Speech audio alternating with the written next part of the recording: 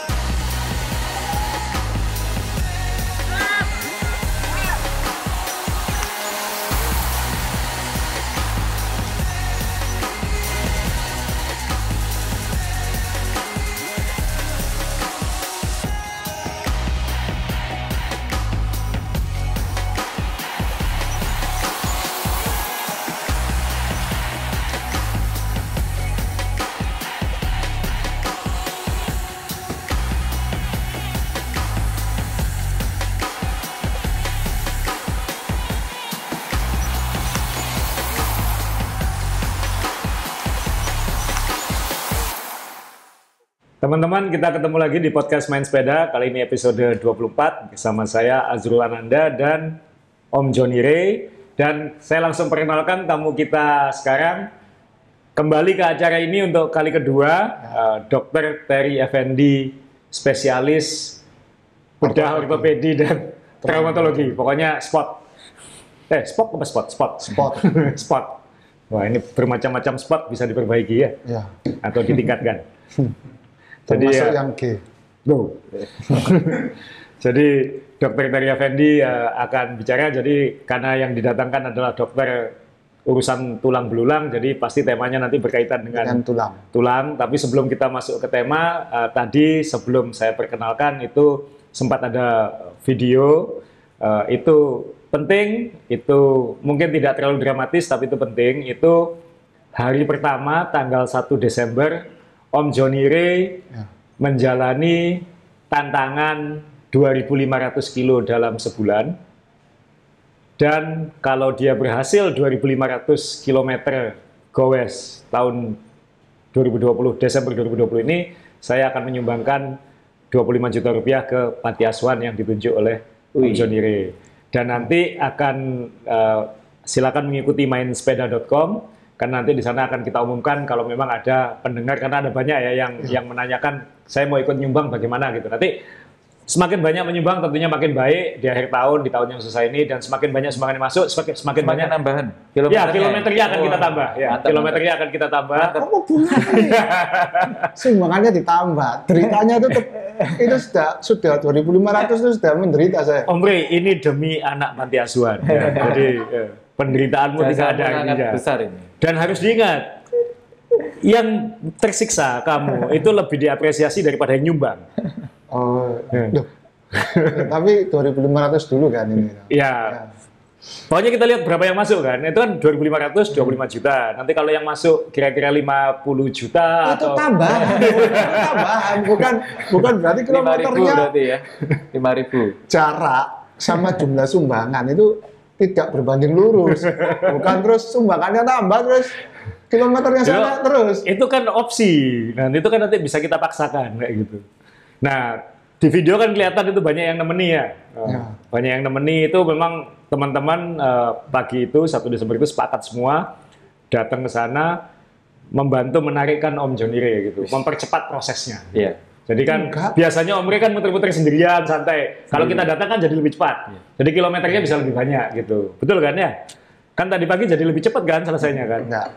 Nah, karena yang datang menarikkan itu tujuannya ada 2. Apa itu? Cuman untuk match yang di foto-foto. Ya. Yang kedua nih mencuri kafling Strava di loop itu. Jadi setelah 5 lap pada minggir semua terus pulang. Enggak lah, Pak. Kita semua pengen melihat kamu benar-benar goes. Kan hari pertamanya 100 kilo dong. Jadi ya, berarti dia punya celengan 20 kilo. Karena kan hitungannya kan kalau 2.500 kilo itu harus minimal 80 kilo sehari. Berarti tadi dia sudah 100 kilo lebih. Berarti kan punya celengan 20 kilo. Nah, kan enak. Kamu 4 hari kayak gitu, sehari bisa tidur, nggak usah goes. Nah, makanya karena itu kita akan terus datang, membantu, menarikkan, menyemangati, mempercepat prosesnya kayak gitu. Nggak usah. Saya tak muter-muter sendiri aja. Beban itu. Kalau ada kalian tuh malah sakit semua kaki saya. Lo kan lebih enak, lebih cepat. Iya, tapi ada kemungkinan kalau kalian datang dan narikkan secepat itu, ada kemungkinan besok paginya saya nggak bisa bangun. Jadi, kalau gitu kita jemput. Aduh. Nanti ditambahi obat-obatan nanti. Kenapa? Ditambahi obat-obatan. Ditambahi obat-obatan. Ada dokter di sini, tenang. Ya kita kembali ke. Oke, jadi hari pertama sudah dilalui. Jadi nanti kita lihat berapa cepat Omri bisa 2.500 dan siapa tahu nanti di akhir bulan bisa 3.000 atau 5.000 ya. Enggak. Kamu harus ingat celengan. Sorry, terakhir dok. Ini musim hujan, jadi kamu harus punya celengan yang banyak. Kalau nanti tiba-tiba 4 hari berturut-turut hujan deras, banjir kayak gitu, saya nge-Swift kan terkonversi. Indoor ya. Ya, niru diajari. Oh, nggak apa-apa. Teman-teman siap menemani di Swift juga. Aduh. Oke, kembali ke tema. Jadi tema kali ini kita tentunya bicara karena yang didatangkan adalah dokter spesialis bedah tulang dan traumatologi. Jadi namanya aja traumatologi kan kayak gitu ya. Jadi kan ada kaitannya dengan kecelakaan dan memang belakangan karena begitu banyaknya pemula ini goes, cerita-cerita kecelakaan juga bertambah. Malah beberapa hari yang lalu sebenarnya kita goes ya sama dokter Terry waktu itu kan ya. Kita lagi goes karena waktu itu ada teman kita yang tantang-tantangan. Jadi kita goes ke arah Trawas, Jati Jejer Climb yang di video kita sebelumnya itu. Waktu nanjak itu dokter Terry diteleponi orang. Diteleponi orang. Jatuh lagi. Ada yang jatuh. Tapi dokter Terry ini kan juga selain dokter yang penuh dedikasi juga cyclist yang penuh dedikasi. Ya, dia dendam sama Om Anu. Jadi tanjakannya diselesaikan dulu. Ya, baru pulang. Baru pulang. Tapi jangan khawatir buat yang dioperasi atau yang diperiksa karena dia tidak cangkruk dulu dengan teman-teman. Jadi ketika kita finish, kita makan, ngobrol dan lain-lain, dokter Terry ini langsung pulang sendirian. Nah, yang menurut saya nggak perlu khawatir pasiennya, karena itu cuma 15 kilo. Tanjakannya? Ya, lebih kasihan 100 kilo kan? Oh ya, lebih kasihan lagi yang 300 kilo itu. Oh ya, karena ya benar kata Om Bre. Jadi kemarin itu jangan khawatir karena dokter Terry sebelum menangani Anda hanya goes 100 kilo ya. Pernah dulu 300 kilo nangani orang, jadi Anda masih aman. Masih aman. Jadi itu. Nah ini dok, cycling booming, banyak cerita kecelakaan. Ya kalau kita nggak usah bahas yang jatuh-jatuh karena klit atau karena pelan-pelan ya kan paling lecet-lecet atau apa itu nggak usah terlalu kita bahas karena kan beli betadin sembuh lah kayak gitu ya. Tapi ini kita kaitan karena banyak juga ceritanya kan yang patah-patah kayak gitu ya. Nah nanti kita bicara di sini adalah patah apa yang paling sering terjadi pada cyclist khususnya pemula dalam konteks ini atau yang paling banyak Anda tangani lah belakangan ini. Kemudian nanti ya kita akan melangkah ke bagaimana mengatasinya kan kayak gitu. Lalu pertanyaannya, Om Bre kalau ada yang jatuh yang pertama ditanyakan apa? Sama yang jatuh. Apa ya? Ada yang sakit pasti gitu. Enggak, yang paling banyak ditanyakan cyclist itu bukan itu. Sepedanya nggak apa-apa. Loh iya, sepedanya nggak apa-apa. Aku patah tulang berapa biji sepedanya yang ditanya kan kayak gitu. Jadi kalau ada orang jatuh ditanya, ya betul. Biasanya sepedanya nggak apa-apa. Nah, tapi itu kan urusan sepeda. Kita ngomongin badan kita. Kalau sepeda kalau karbon patah kan mungkin harus beli lagi. Kalau tulang kan nggak bisa beli lagi. Ini kan harus disembuhkan. Nah, saya langsung ke dokter Terry ini apa yang paling sering dan nanti dokter Terry saya minta tolong ngasih contoh-contoh. Dokter Terry sudah bawa beberapa foto foto ronsen ya, apa saja yang paling sering patah atau cedera ketika kecelakaan goes. Monggo dok. Paling sering mestinya patah hati ya. Patah hati. Waduh ini salah dokter. Kamu kok jadi gini? Biasanya kalau patah betul kayak Mas Aa tadi, Pasti yang hancur hatinya dulu. Lihat frame-nya hancur ini biasanya itu hancur dulu tuh. Jadi dia di pinggir jalan Waduh, begini ya. kita sudah Aduh, sedih. berdarah-berdarah gitu. Iya. Ditatinggal, nggak apa-apa mas. Sepedaku gimana? Sepedaku gimana? Itu Sama satu. Garminnya ya. Sama Sama Garminnya. Sama Garminnya biasanya itu. Oh iya, sama Garmin. Sama Garminnya gimana ini? Tolong Garminnya tolong di save. Di save ya, jangan di delete ya. Jangan di delete. Apalagi kalau habis ngelakkan temennya gitu ya. Apalagi baru turun dari tanjakan ya. Ya. Nah ini sudah. Oke, jadi posisi jatuh pada cyclist paling sering itu memang yang jelas posisi outstretched hand. Jadi dia posisi tangannya itu menumpu. Biasanya jatuh, kemudian tangannya waktu Oh. menumpu di aspal. Jadi jatuh, Nah, tangannya ini menumpu ini duluan. aspal. Itu Kalau otomatis gini bukan. biasanya. Ya. Kalau tidak begini, dia biasanya bahunya. Bahunya yang paling sering. Oleh karena itu, yang paling sering patah pertama adalah nah, oke, biasanya Ya, silakan ditunjukkan ke kamera dok. Ya, dibalik aja, diputar ke kamera. jadi misalnya ini paling sering adalah patah di bahu. Pertama tulang yang paling sering adalah tulang selangka atau tulang klavikula. Ini yang paling nggak sering. pakai an ya itu ya. Selangka, nggak Ya, pakai an ya. Enggak pakai ya. Jadi selangka olahraga atau yang tulang lain, klavikula. Kemudian tulang rusuk ini kebetulan dia cyclist jatuh, kemudian ada terbentur juga, dadanya terbentur oleh biasanya bisa kena handlebarnya ya. Ya. Itu kesininya jatuh juga. Ada tulang rusuknya yang patah juga beberapa.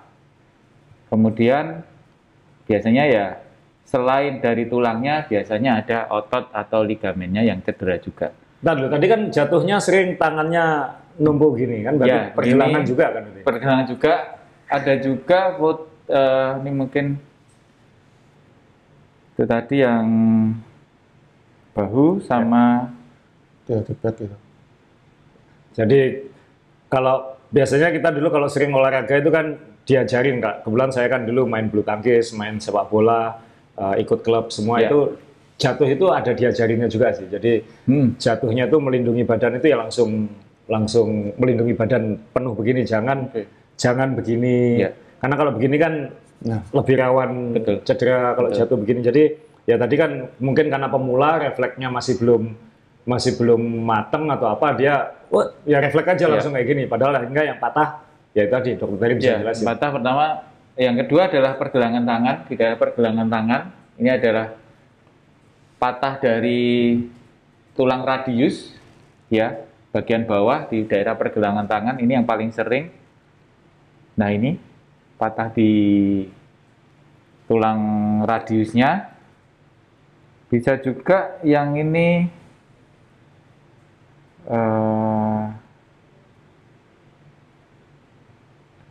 kasus yang kemarin adalah patah di tulang, Oh, tulang panjangnya ini, Pak? ya, tulang panjangnya, dan ada dislokasi dari sikunya di daerah siku. Jadi Ini yang sering juga. nggak umum kan biasanya kan Ya, kan? betul. Ya nanti Tapi mungkin sama juga jatuhnya juga numbuh juga. nunggu ya, juga. begitu. Mungkin nanti di akhir kita akan bicara juga karena saya semuanya sudah ini dok. Jadi saya semuanya sudah dan kebetulan yang Semua sudah.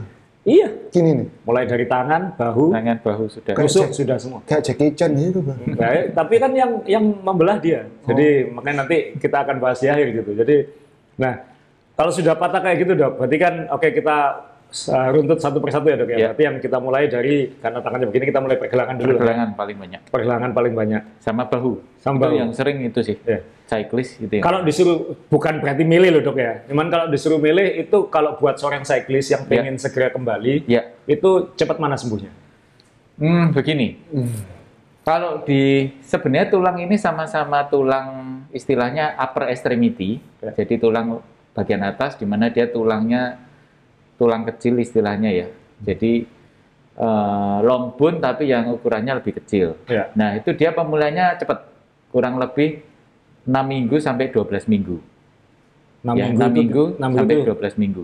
1,5 1,5 bulan sampai 3 bulan. sampai 3 bulan. Oke. Tetapi memang yang di bahu ini lebih cepat. Di bahu lebih cepat. Biarpun sebenarnya tulang selangka di bahu ini dia seperti pegas.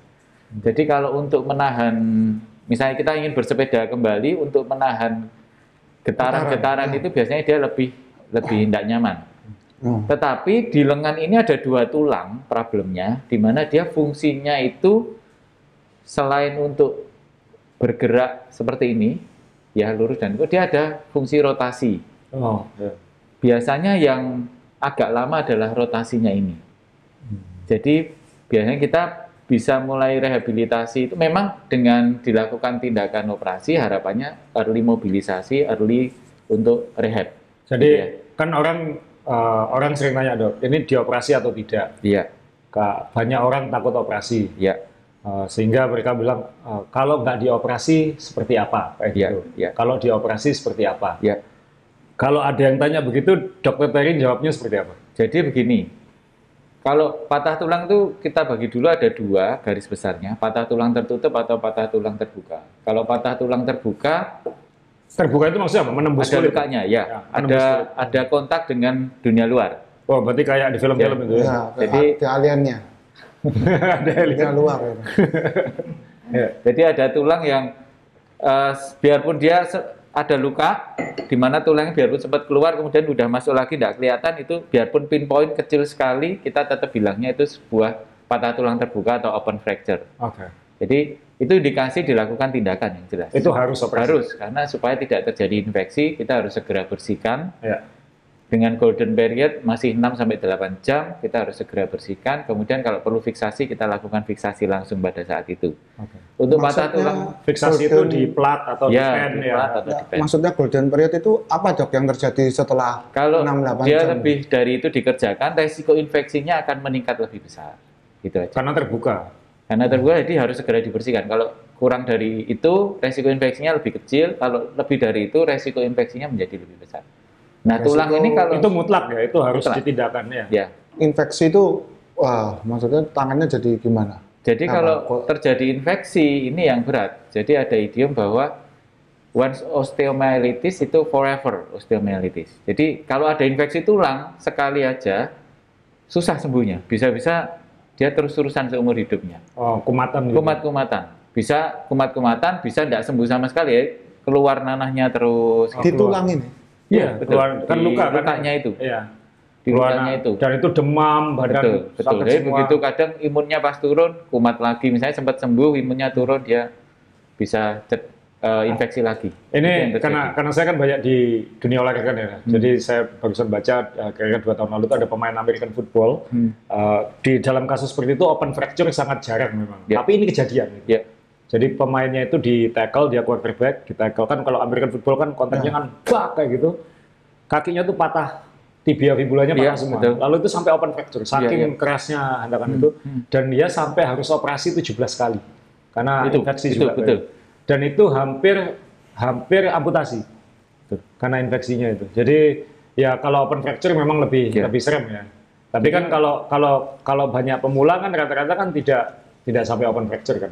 tergantung sih. Maksudnya tetap Bisa juga tergantung jatuhnya dan seperti apa. Bisa open, bisa close. Jadi tergantung motif injurinya juga ya. Kalau dia misalnya nggak open fracture, kalau open fracture Terus, sudah nggak ya. ada pilihan, kamu masuk Ya. rumah sakit, operasi. Tapi kalau misalnya dia nggak open kan kadang tanya, sangkal Ya. putung aja, atau digips saja, atau apa kayak gitu. Oke. Untuk pemilihannya sebenarnya yang patah tulang tertutup itu kalau pada anak-anak kita lihat dulu posisinya seperti apa. Pada anak-anak karena dia tulangnya masih elastis, periosteum atau selaput tulangnya masih tebal, kemudian dia pemulihannya bagus, remodelingnya bagus, ada tempat untuk dilakukan close reduction atau reposisi, kemudian pemasangan gips. Itu lebih banyak yang kita lakukan. Jadi kayak di klak, habis itu di... Ya, ya dengan pembiusan ya kalau kita kan Kalau mungkin nggak usah Kalau- dibius langsung aja, pegangi orang mungkin banyak. lainnya tidak dibius langsung dianu. Teman, maksudnya kalau kita ya sesuai etika dengan pembiusan, kemudian kita lakukan reposisi, kemudian bisa kita lakukan pemasangan gips. Tetapi semua dilihat dulu bentuk patahnya seperti apa. Tapi itu lebih banyak kalau memang pada anak-anak kita bisa lakukan Kalau yang posisi besar-besar kayak sebelah saya, Nah, kalau usia yang dewasa, Iya. biasanya kita lihatnya dewasa itu kapan? Remaja ke atas. ya. Ini remaja ke atas ya. Remaja ke atas ya. Ya. Nah, itu kita pertama lihat posisinya dulu. Kalau posisinya baik, pada intinya kalau posisi itu kita bilangnya non-displace misalnya. Ya. Atau minimal displace, displace-nya sedikit sekali. Displace itu maksudnya ketika patah dia geser. Geser ya? atau tidak. Geser betul. kan kalau patah kan mungkin patah tak, tapi dia tetap kayak gitu Iya. ya. Kalau Tapi ada patah yang tak terus dia gesernya sedikit atau banyak kayak gitu. Betul. Ya. Nah, itu memang kita ada dua pilihan. Pemasangan gip itu tadi, ya, tergantung tempatnya di mana, tetap tergantung tempatnya di mana, aktif atau tidak. Jadi pemilihan bisa dengan reposisi pemasangan gip atau langsung dipasang gip misalnya posisinya bagus, atau dilakukan tindakan operasi kan gitu. Tinggal pilihan berarti. Yes, tindakan operasi gunanya apa? Supaya dia early mobilisasi. Lebih cepat. Lebih cepat untuk pemulihan, lebih cepat untuk misalnya perlu rehabilitasi, dia lebih cepat untuk rehabilitasi. Karena kalau pemasangan gip kan gip itu harus melewati 2 sendi. Otomatis ada beberapa sendi yang harus dikorbankan untuk kaku sementara. Tidak bisa gerak. Tidak bisa gerak dulu, kurang lebih dengan kita prediksi tadi penyembuhannya kalau tulang atas ini kurang lebih 6 sampai 12 minggu, kalau tulang bawah minimal 12 minggu. Di Minimal. gips. Di gips. Kalau tidak dioperasi. Kalau tidak dioperasi, tapi tulang bawah ada tulangnya. ini maksudnya Oh. tulang bawah. Ini enggak maksudnya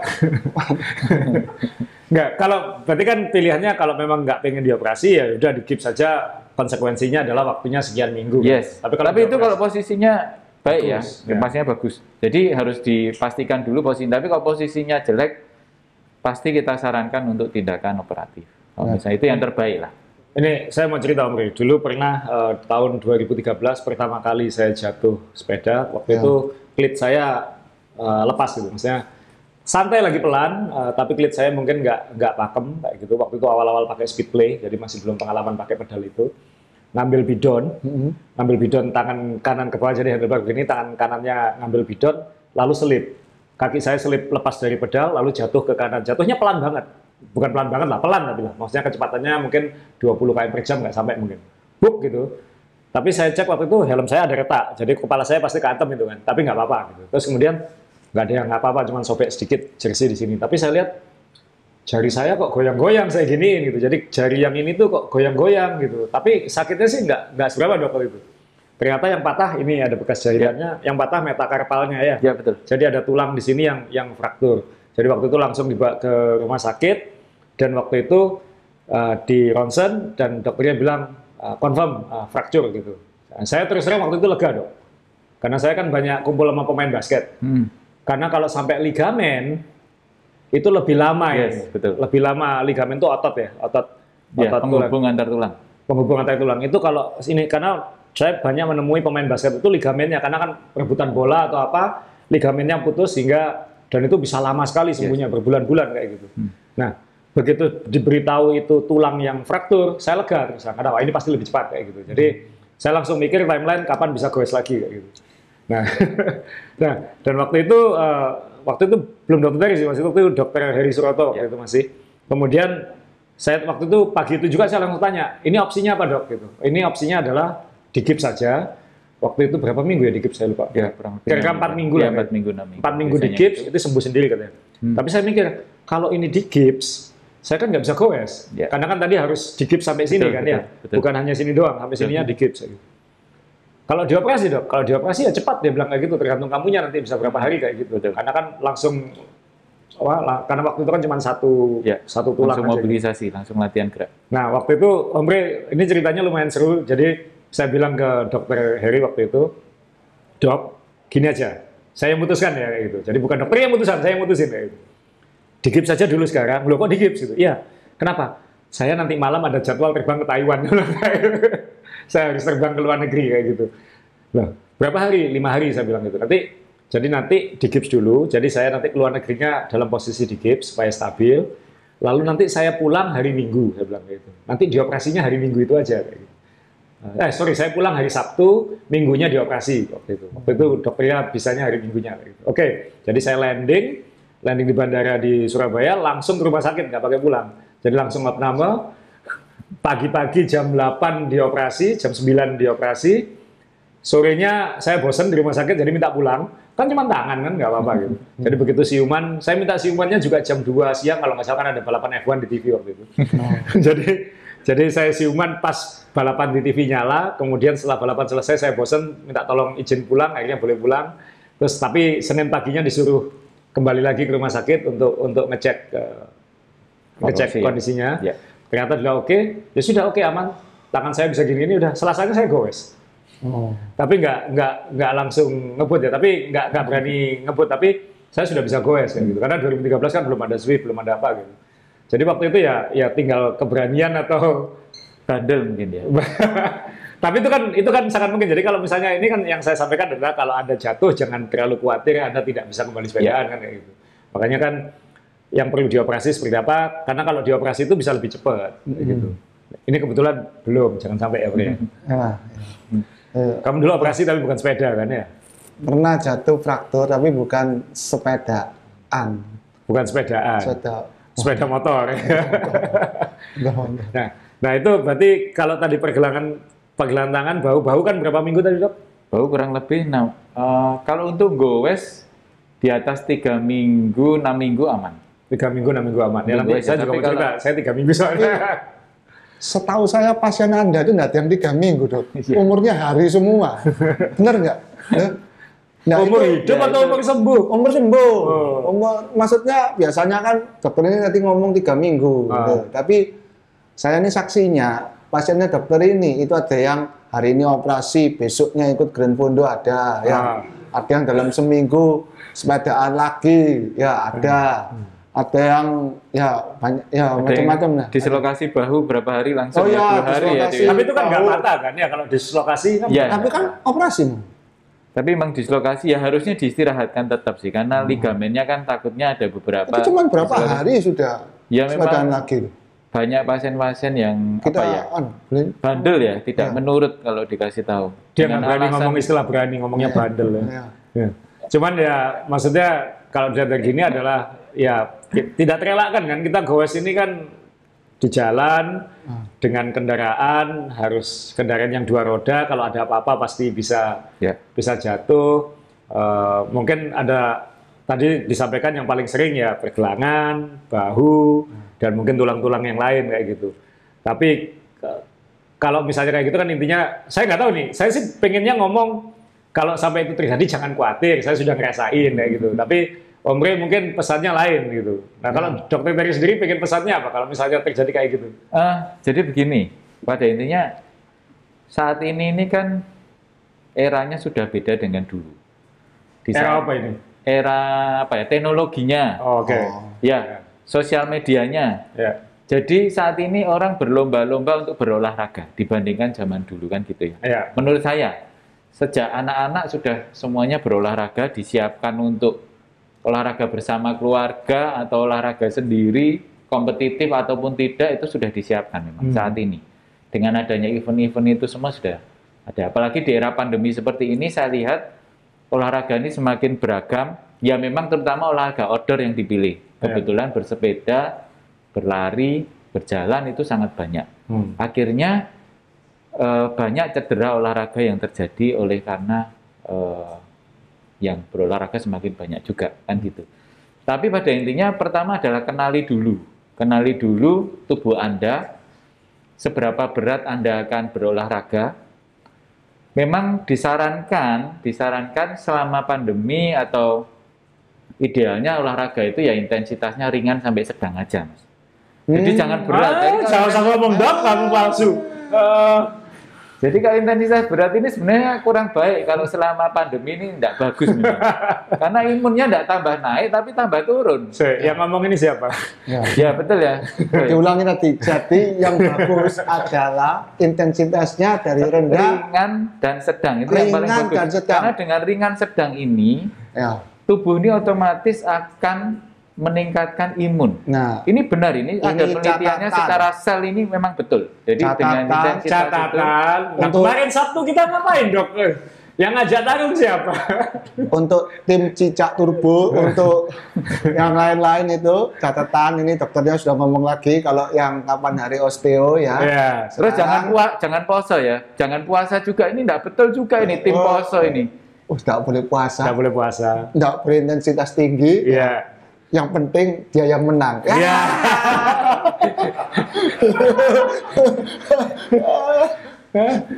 Ya ini ya, bagi yang belum kenal kelompok kita, tolong camkan baik-baik pesan Dokter Terry buat yang di kelompok kita. Ya kayak gitu aja maksudnya. Kemarin nggak masuk 10 besar di balapan, marah dia kan latihan langsung kayak gitu. Waduh. Jadi begitu, heart rate kurang lebih antara 70 sampai 80 itu yang apa-apaan ini olahraga kok haditnya 100 lebih. 100 itu apa? Maksudnya 100%. Nah, 100%. Jadi 100% itu kira-kira 180-an ya? Iya. Umur-umurnya 180, 185, ada yang 190. Nggak pernah. Saya mentok 175, oh, Dok. Ada yang 190 ya. Jadi menurut saya Average itu. Anda harus tahu itu karena olahraga ini semua ya lebih banyak sekarang dilihat kardiovaskuler ya Mas ya. Iya. Olahraga kardio ya. Iya. Lebih banyak olahraga. Jadi harus tahu dulu. Harus bagus pemanasan dulu yang baik karena semua olahraga dengan pemanasan akhirnya menyiapkan otot kita untuk lebih baik dalam Semua pemanasan itu kan maksudnya ketika tanjakan peleton dulu, jangan gas-gasan, habis itu kira-kira setelah 5 menit baru tarik-tarikan kan kayak gitu ya. Semua harus ada pemanasannya. Itu pemanasan itu bukan pakai usap-usap remason panas kan, bukan kan ya? Itu kayak teman kita tuh. Oke. Tapi inilah yang penting dokter di depan kita ini kan memang cyclist sejati. Jadi ya cyclist itu bisa dokter harus dipercaya, cyclist jangan dipercaya kan kayak gitu. Nah ini yang keluar dokternya atau cyclistnya itu yang kita nggak tahu. Terus pertanyaan saya berikutnya, kalau ada orang yang seperti tadi intensitasnya mendadak tinggi, perlu kita ingatkan nggak? Memaksa jantungnya sampai. Nah ini konteksnya apa? Pemula? Enggak, sesama pesepeda. Nggak kan kalau pemula atau anu ya? Ya kalau saya lihat sih sekarang gini, banyak pemula itu, Om Rey, kan ini saya entah berapa kali sudah ngingetin orang pemula. Kalau pemula itu ya sudah, maksudnya jangan baru beli sepeda seminggu, baru keluar 2 kali di jalan, langsung pengen nanjak ke trapez, gitu. Langsung pengen, kalau di Jakarta mungkin baru beli sepeda hari Kamis, Sabtunya pengen langsung naik ke KM0 kayak gitu kan. Yang saya khawatirkan adalah mungkin dia bisa sampai ke atas berapa jam pun yang dia butuhkan kan kayak gitu ya. Nyampe kan nyampe, nuntun atau apa nyampe. Tapi kan turunnya itu loh, kalau dia belum pengalaman handling dan kecelakaan itu kan banyak saat turun kayak gitu. Nah, menurut saya jangan dulu gitu, maksudnya jangan terlalu memaksakan diri kalau Anda pemula langsung mencoba rute-rutenya orang-orang yang sudah advance gitu. Karena ya berbagai macam risiko kan, saya nggak tahu apakah jantung Anda itu pernah masalah atau tidak. Kita punya pengalaman teman kita ternyata punya masalah jantung, kita nggak tahu. Yang dimarahin sama istrinya kan kita, gitu. Ya, saya bukan kamu, iya. Itu kemudian kemudian kita nggak tahu dia itu mungkin dia waktu kecil juga nggak pernah naik sepeda gitu, baru belajar naik sepedanya ketika dewasa kan juga banyak. Nah iya, makanya saya tanya tadi. Ini kan berlaku umum, universal. Yeah. Kalau tahu temennya memaksakan jantungnya itu wajib diingatkan enggak? Pertanyaan saya ke dokter ini. Atau tutup mata aja biarin. Ya, makanya. Itu. Jadi kan nanti kita undang dokter jantung juga lah. Kita punya dokter jantung yang cyclist. Ini urusan tulang belulang ini dibahas ya. Ini itu kan jadi kan kemungkinannya kalau goes itu 2 kan, ketemu dokter jantung atau ketemu dokter tulang kan kayak gitu kan ya. Nah, itu kan kenyataan yang harus kita siap itu. Hidup ini ada risikonya, kita harus selalu siap. Kemudian menurut saya kalau misalnya ada sesuatu cedera, tolong pertama kali yang penting sebenarnya kita ada algoritmanya. Kalau ada cedera, pertama adalah proteksi dulu. Tempat yang cedera itu diproteksi, mungkin bisa dengan bukan nge-save Garmin ya? Apa? Yang cedera. Mungkin proteksi Garminnya juga ya, sama sepedanya. Proteksi, kemudian istirahat. Ya, jangan terus langsung dipaksakan. Ada yang sudah cedera, langsung tambah lagi, langsung diperbaiki tambah lagi. Atau bidang. istirahat dulu. Pak Tony itu harus istirahat 4 bulan paling enggak. Oh ya, kita barusan punya salah satu senior kita, Pak Tony Budianto itu. Dulu mantan pembalap motocross emang. Jadi kan ya gimana lagi? Dia goes, korban pemula itu. Jadi ada pemula ya. Waktu itu ada dokter Teri juga gitu. Dokter Teri sampai nggak jadi finish sampai atas itu malah berhenti nemenin. Batal meraih kom. Batal meraih kom. PR. Nah, waktu kita mau naik ke Lawang, kemudian batal karena Pak Tony jatuh korban pemula. Jadi ada pemula yang mungkin belum hafal dengan jalan, tidak awas, tidak hati-hati dengan lubang jalan. Sepedanya itu menghantam lubang pemisah jalan. Di jalan, bukan lubang jalan. Iya, lubang yang di jalan ya. Dia menabrak itu, kemudian sepedanya jatuh mengenai teman kita, senior kita Pak Tony. Kemudian Pak Tony akhirnya dislok ya. Ligamennya robek. Ligamennya robek. Ya, namanya yang acromion clavicular joint. Temen yang depan itu masuk di lubang, nanti Pak Tony nggak bisa menghindar. Nggak bisa menghindari ya. Nabrak terus koprol ya. Koprol. Jadi ya maaf kita ketawa ngomong koprol karena di grup kita agak sering kejadian kayak gitu. Tapi memang Pak Tony kemarin sudah kepadaan sudah mulai goes kayak gitu. Dan itu belum 1 bulan ya. Sudah 1 bulan. 4 mingguan ya. Berarti kan on schedule ya. Usianya sudah 60-an loh. 60. Nggak, mestinya kan 4 bulan tuh, bukan 4 minggu. Tapi itu maksudnya itu sekali lagi contoh, jangan khawatir, ini usianya udah 62 atau 63 kalau nggak salah Pak Tony. Gitu. Jadi dan beliau ini sangat semangat dan bahkan kemarin sudah tanya-tanya pengen cari sepeda baru lagi kayak gitu kayaknya. Jadi ya kalau kepalanya sudah cyclist biasanya sudah, apalagi Pak Tony saya kan dulu juga pernah mengalami kecelakaan juga kayak saya, mungkin Pak Tony yang pernah merasakan kembali lagi ya sudah, maksudnya ya memang waktunya atau apa kayak gitu. Jadi ya. Bukan berarti kita pengen kecelakaan ya, tapi kan dok maksudnya kan semua yang memutuskan mencoba goes atau menjalani hobi goes adalah kita harus sadar bahwa semua ada risikonya. Betul. Jadi yang penting kan kita tahu kalau kita sampai kecelakaan ya apa yang harus dilakukan, kemungkinannya apa saja, siap dengan segala konsekuensinya kayak gitu. Jadi ya gimana, masa mau di rumah terus kan juga enggak, maksudnya. Nah mungkin tadi dok ini kan pemulihan, kita tadi ngomong penanganan kan, misalnya penanganannya dioperasi atau tidak, tapi operasi jelas bisa mempercepat. Bahu tadi paling kita ulangi lagi, bahu, selangkah bahu ini, klavikula ini, kalau patah, kan ini pasti operasi ya? Pasti operasi, kan banyak yang... Bisa operasi, bisa enggak, tapi kebanyakan dioperasi. Kalau tidak operasi berapa lama? Kalau tidak operasi, dia untuk betul-betul baik, mungkin kurang lebih 6 minggu sampai 12 minggu. 6 minggu, 12 minggu. Kalau operasi? Kalau operasi dia lebih cepat sih. Ya langsung untuk aktivitas biasa bisa langsung enakan. Tapi untuk sport biasanya kalau indoor dulu gitu 2 minggu, 3 minggu enggak apa-apa untuk 2-3 minggu bisa. Aku buktinya. Berapa? 3 minggu. 3 minggu. Iya, karena saya 2 kali operasi bahu. Yang terakhir beliau yang membelah. Jadi tahun 2014 akhir itu saya ngeluh rotator saya, kan dulu main bulu tangkis ya mungkin ya. Jadi tangan kanan saya ini kan lebih panjang dari yang kiri, terus kemudian saya nggak bisa ngambil kantong belakang ini. Sakit terus kalau gerak ke belakang, terus ketika di MRI, ternyata memang ada tendon yang sobek ya. Tendon yang sobek sehingga harus dioperasi dan dibaut 3 di sini. Ada 3 baut di sini. Kemudian kunci L. Kenapa? Kunci L. Kalau cyclist itu yang tahu dia pakai kunci L. Nah, kayaknya masih kunci apa itu? Kunci bintang tuh. Oh, kunci bintang. Obeng bintang ya. Ya kayak sip ya. Sip pakai kunci bintang. Jadi ada 3 baut dan waktu itu Dr. Heri Suroto juga waktu itu. Kalau nggak salah asistennya Dr. Teri ya waktu itu yang buka. Ya, waktu itu. Jadi waktu itu saya bilang ke Dr. Heri waktu itu, "Dok, saya ada event balapan bulan Januari 2015 itu." Tapi saya nggak ikut juga sih, akhirnya kriterium sama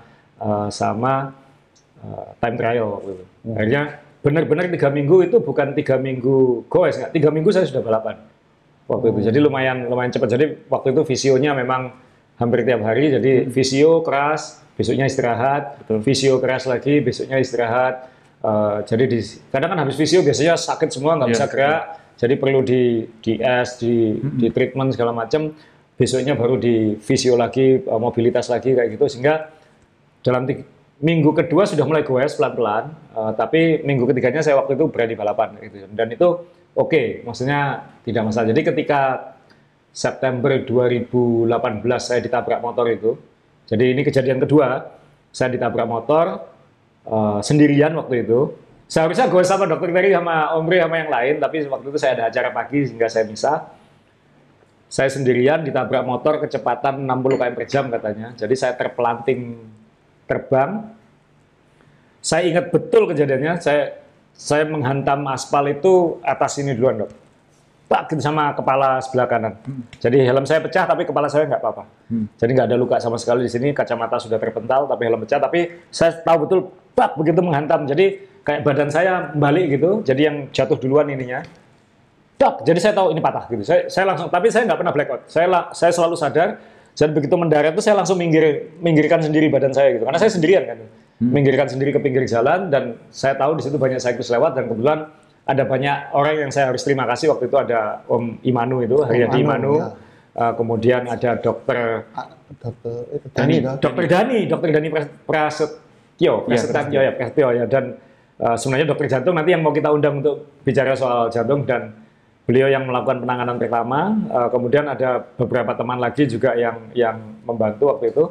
Dan waktu itu karena saya melek, saya mencoba nyadarkan diri terus gitu. Maksudnya jangan sampai, saya kan nggak tahu badan saya ini ada yang kena apa lagi, saya nggak tahu geger otak atau apa. Tapi saya mencoba ngomong terus sama bercanda. Misalnya kayak waktu itu ada Om Saiful, kayak kan saya berbaring gini, jadi wajahnya di depan saya begini, dia bilang, kamu nggak apa-apa, bilang, mukamu kok jelek, saya gituin aja gitu. Jadi langsung saya ajak bercanda aja gitu. Jadi bilang, oh saya tadi ngitung pesawat lewat berapa kayak gitu. Jadi mencoba selalu sadar. Dan setelah itu sama dokter Dani diambilkan jaket untuk diikat, imobilisasi ya, supaya nggak gerak karena kalau gerak sakit sekali ya waktu itu. Jadi saya tahu ada yang patah karena gerak gesek sedikit gini aja sakit semua kayak gitu. Jadi kemudian ada mobil datang jemput, kemudian saya dibawa ke rumah sakit ketemu dokter Terry dan waktu di ronsen ternyata patah 5 kan dok ya?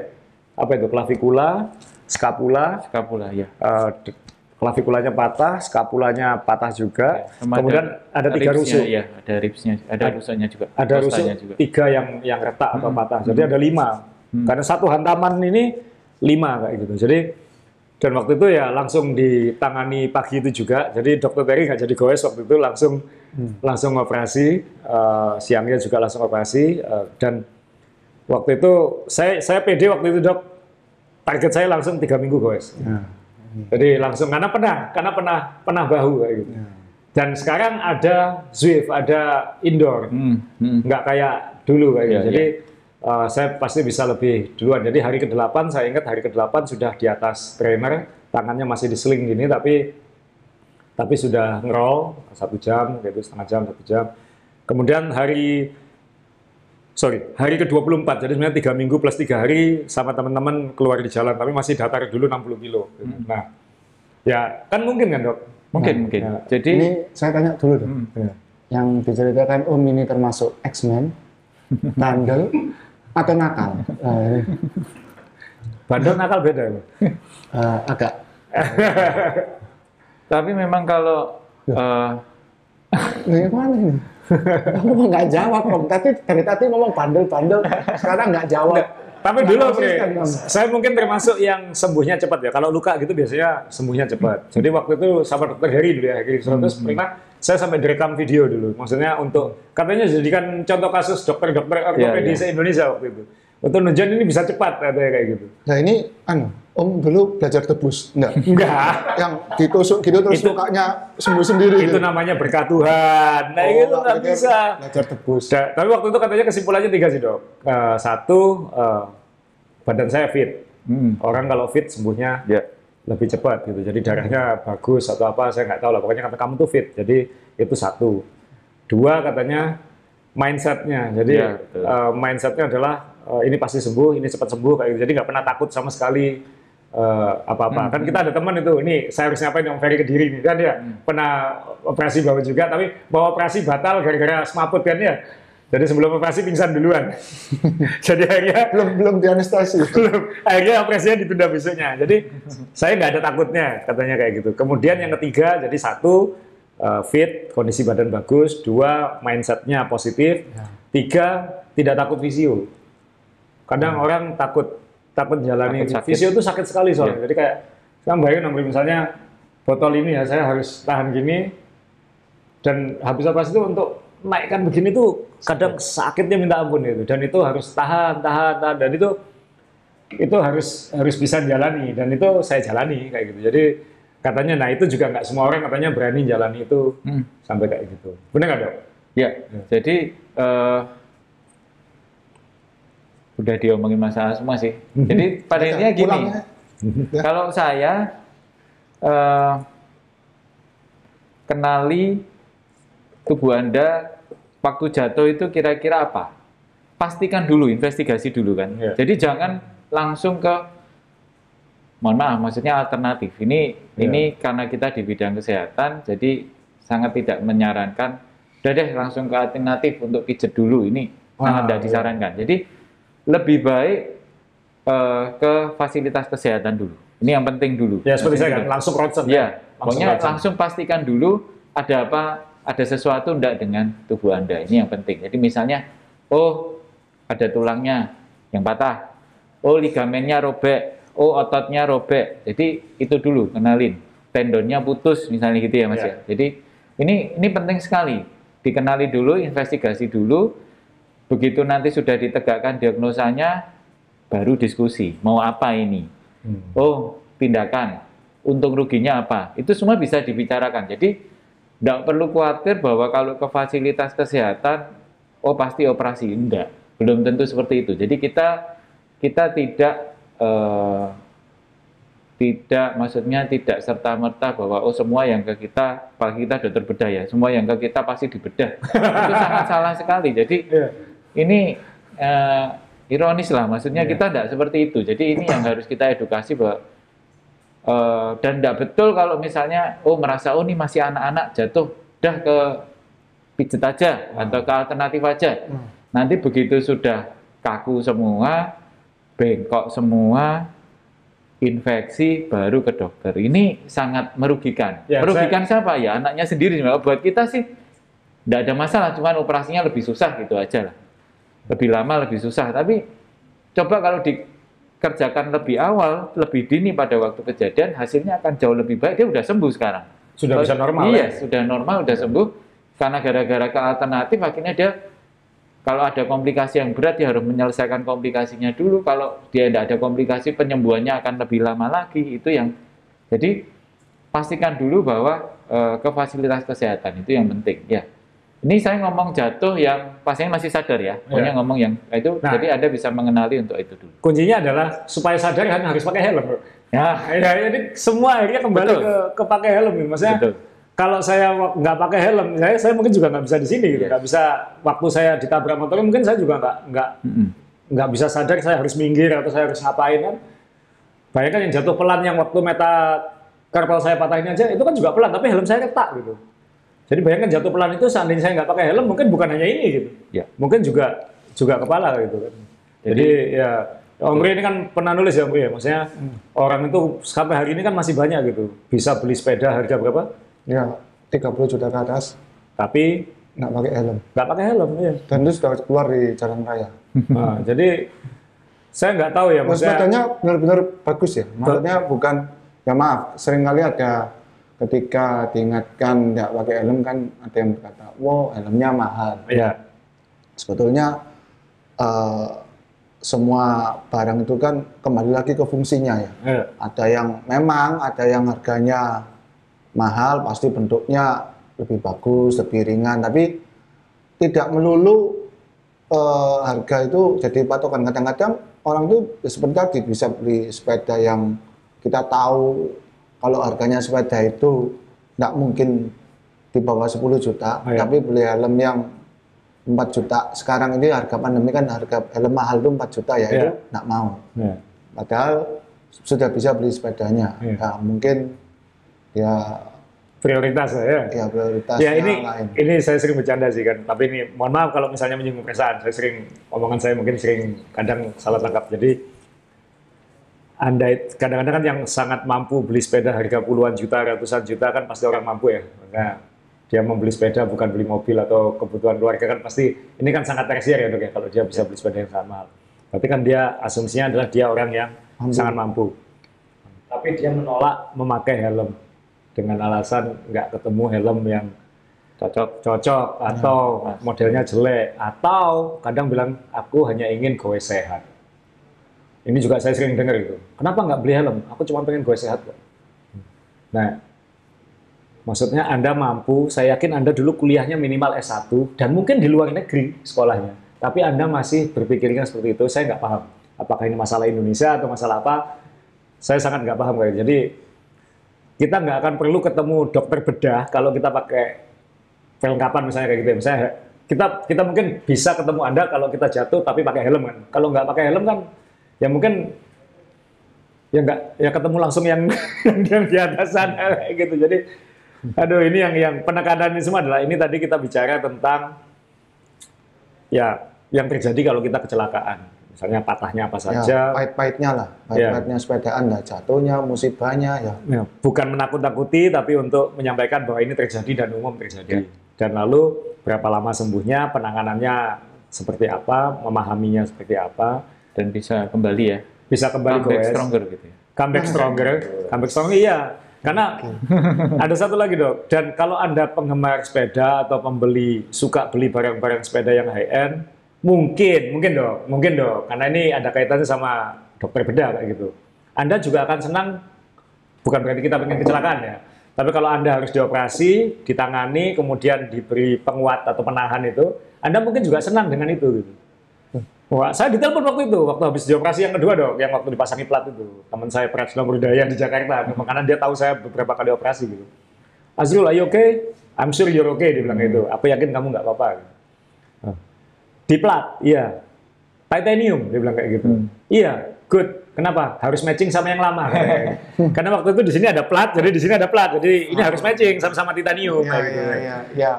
Untuk catatan buat pendengar, satu ini, kalau sepedanya, seat pushnya in V, stemnya Ricci, itu ngomel terus. Ya pasti nggak mau pakai sepedanya sampai ketemu semuanya ini seragam. Nah ini kalau underdeal-nya yang tadi itu harus sama. Iya, nggak harus sama kan yang milih dia kan nggak tahu. Tapi biasanya kamu sudah pastikan tuh sama.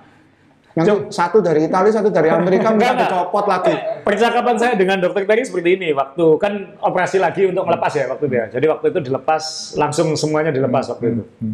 Yang ini ternyata bautnya beda sama yang ini, baru tahu juga dokter. Begitu dilepas saya lihat cuman segini ya pelatnya ini. Iya.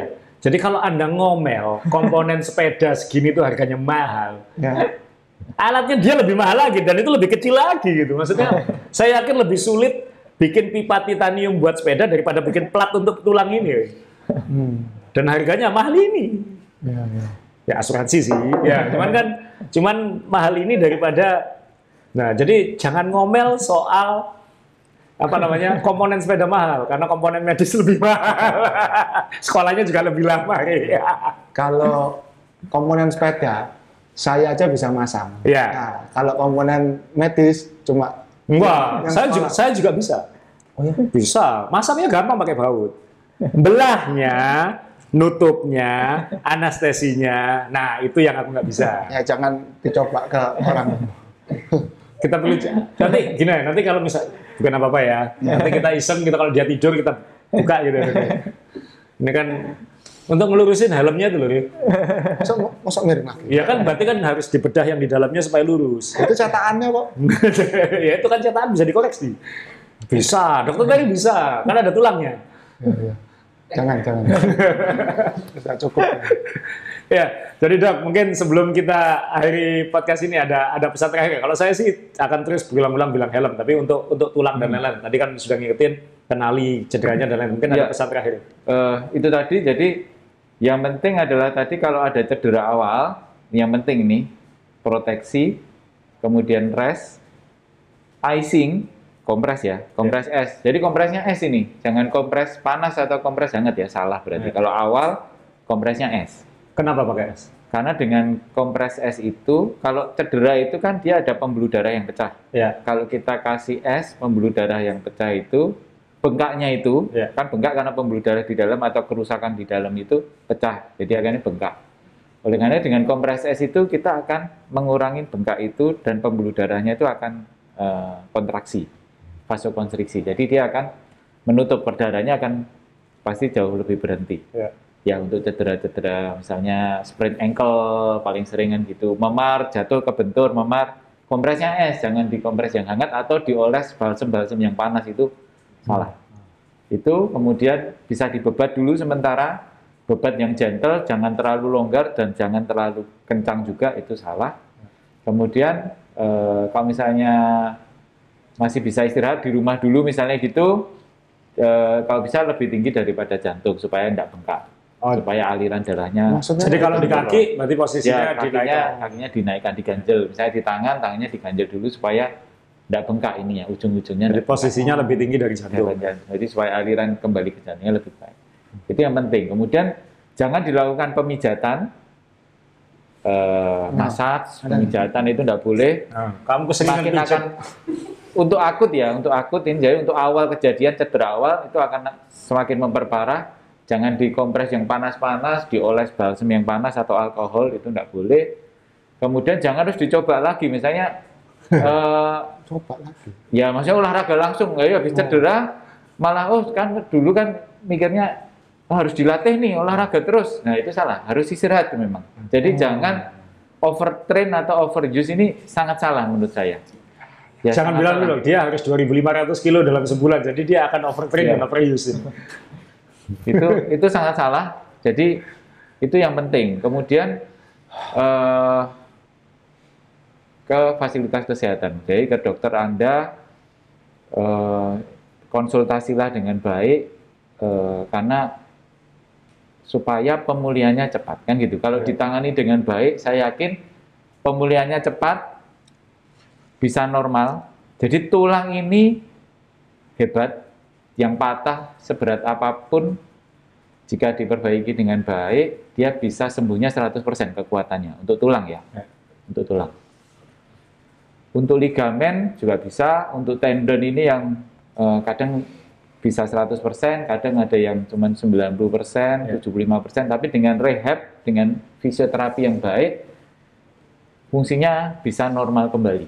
Akhirnya Anda bisa kembali berolahraga kembali, dengan baik. Memang tidak ada yang instan, tidak ada yang tidak sakit. Pasti kalau cedera, pemulihannya pun juga sakit. Biasanya untuk fisioterapi ini memang... Kalau cyclist nggak boleh tanya itu dok, Iya. karena gowes itu sakit. Itu, jadi sehingga nanti Anda bisa semangat, jadi mindsetnya ini semangat, belum apa-apa. Pasien-pasien yang olahraga ini rata-rata selalu tanya pasti, kapan bisa olahraga lagi? Hebatnya itu, belum apa-apa ini, belum dioperasi, belum apa, belum tahu gimana, saya aja belum buka, belum tahu, ini cuma lihat fotonya parahnya begini, belum tahu dalamnya ini nanti seperti apa, bisa sempurna apa enggak, dia sudah tanya pasti, kapan saya bisa olahraga lagi. Jadi ya beban juga.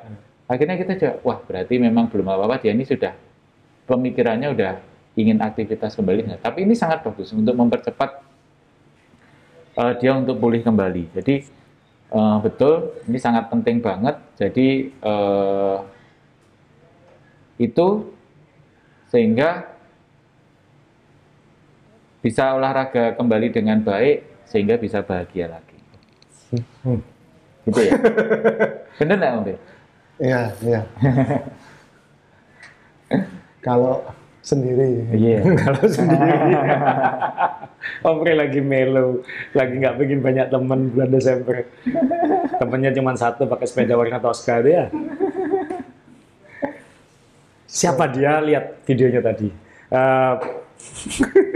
Kayaknya ada, kalau nggak ada ya berarti nggak ada. Ya, jadi sekali lagi terima kasih Dr. Heri, thank you Om Pri. Jadi ini episode tentang tulang belulang. Sekali lagi semangat tetap goes, pakai helm. Kalau terjadi kejadian segera temui tugas medis lah, intinya segera lakukan tindakan supaya bisa segera kembali lagi. Moga-moga sepedanya tidak apa-apa sehingga tetap bisa dipakai. Kan takutnya kan kalau sembuh sepedanya patah kan harus beli lagi. Di saat pandemi kan susah beli sepeda. Nggak ada stok. Nggak ada stok, jadi seperti itu. Nah, jadi ini episode kita yang sekarang. Terima kasih terus mengikuti podcast kita. Sebelum kita tutup, seperti biasa, mulai episode yang kemarin, sekarang juga kita akan tutup dengan penyampaian pembalap sombong tentang tema kita hari ini. Terima kasih. Halo, jumpa lagi dengan saya pembalap sombong. Lah, temanya Mas Asrul tadi kan kecelakaan dan cederanya. Ini saya buat pemula itu saya sering kelihatan tuh kalau masuk rombongan itu goyang kanan, goyang kiri, terus banyak itu overlap. Apa maju mundur, goyang kanan, goyang kiri itu sangat bahaya sekali. Jangan kamu lakukan itu di dalam rombongan. Lebih baik nggak usah ikut rombongan. Nanti dimarahi kalau jatuh rombongan itu semuanya jatuh. Nanti semua cedera gara-gara kamu. Terus jangan lupa buat pemula itu pakai helm. Karena kita ini mainnya road bike, musuhnya itu aspal, keras kalau kena kepala. Ya kecuali kepala kamu nggak ada isinya ya nggak usah pakai helm. Ya jangan lupa helm itu paling utama. Kalau memang masa pandemi ini helm itu mahal berlipat-lipat harganya, tapi ya diusahain beli karena kamu beli sepeda kan juga mahal. Kalau memang sampai kamu nggak punya helm, apa itu nggak bisa beli helm atau gimana, minta aja sama Asrul atau sama Johnny Ray. Helm mereka itu banyak nggak dipakai. Saya aja sering dikasih. Oke?